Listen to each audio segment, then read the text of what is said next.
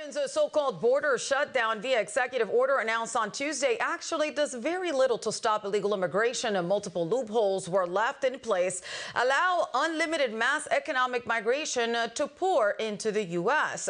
The new policy allows but does not require curbs when more than 2,500 illegal immigrants cross the border every day. And that 2,500 number only applies to illegal entry attempts between ports of entry. An unlimited number of illegal immigrants can still show up at ports of entry and turn themselves in for Border Patrol processing. Those using the CBP app are still let in, and unaccompanied minors are still allowed in. If the government chooses to close the border after a 7-day average of 2,500 is reached, the border wouldn't reopen until the average asylum claims drop to 1,500 per day. The new Biden border plan also exempts up to 30,000 per month from entering the U.S. as part of the, quote, humanitarian parole from Cuba, Haiti, Nicaragua, and Venezuela. Since Joe Biden took office, it is believed more than 10 million illegal immigrants have entered the United States. Mike? Former FBI Director Christopher Wray spent hours on Capitol Hill on Tuesday to make his case for the Bureau's fiscal year 2025 budget request, which currently stands at $11.3 billion, $661 million more than 2024. When I sat here last year, I walked through how we were already in a heightened threat environment. And since then, we've seen the threat from foreign terrorists rise to a whole nother level. After October 7th, we continue to see the cartels push fentanyl and other dangerous drugs into every corner of the country, claiming countless American lives. We've seen a spate of ransomware attacks and other cyber attacks impacting parts of our critical infrastructure and businesses, both large and small. The director's list of active threats went on to include violent crime and China trying to steal our intellectual property.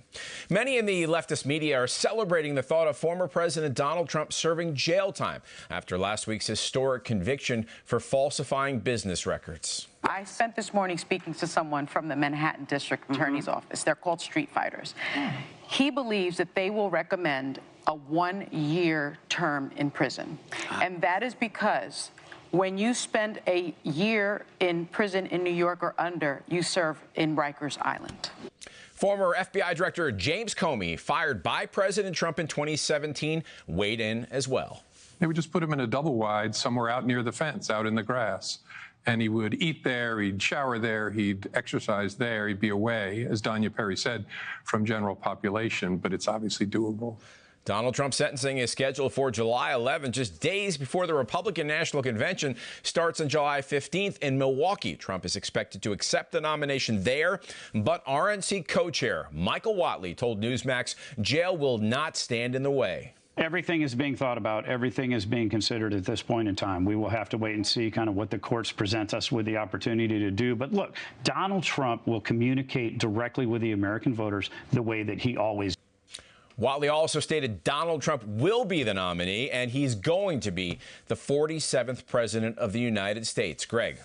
All right, former President Trump has initiated a push to boost Republican early voting and encourage the use of mail-in and absentee ballots for the upcoming presidential election. The Trump campaign announced the new program on Tuesday, dubbed Swamp the Vote.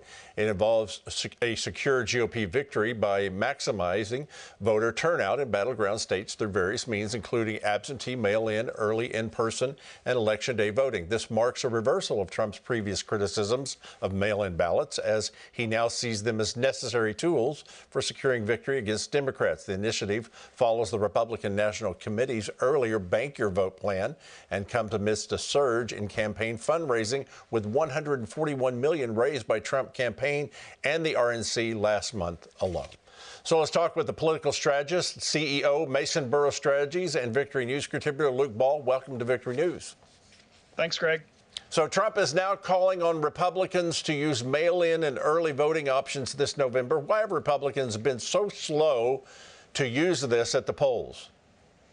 Well, I would remind people that when we had strong criticism of mail-in ballots and absentee ballots, it was predominantly because the Democrats utilized that to expand mass mail-in and absentee ballots and used the COVID-19 pandemic as an excuse to do that. They were mailing out ballots to people who did not live at addresses for years. They were mailing out ballots to people who had passed away. So that mass expansion around the 2020 election was something that we had major concerns about. A lot of that has tampered off, not everywhere, but a lot of it has, and we want to make sure that this is too big to rig, that we have so many people who are flooding the system and mailing in their votes or showing up early voting and voting on election day that the Democrats can't pull any funny business in the 2024 election. And I'll say this, if mail-in ballots cause you concern, go and show up and vote early, because if election day comes and you have to go pick up your kid from school or you get stuck in traffic or something comes up at work and you don't cast your vote, then all of your verbal support for President Trump or any other candidate in this election cycle does not matter. Make a plan,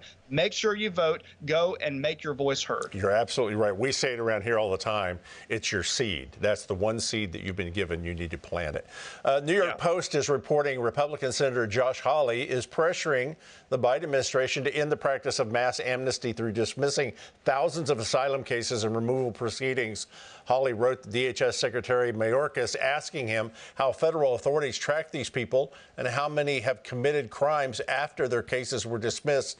So does releasing 350,000 undocumented aliens in the United States threaten the safety and security of the American people?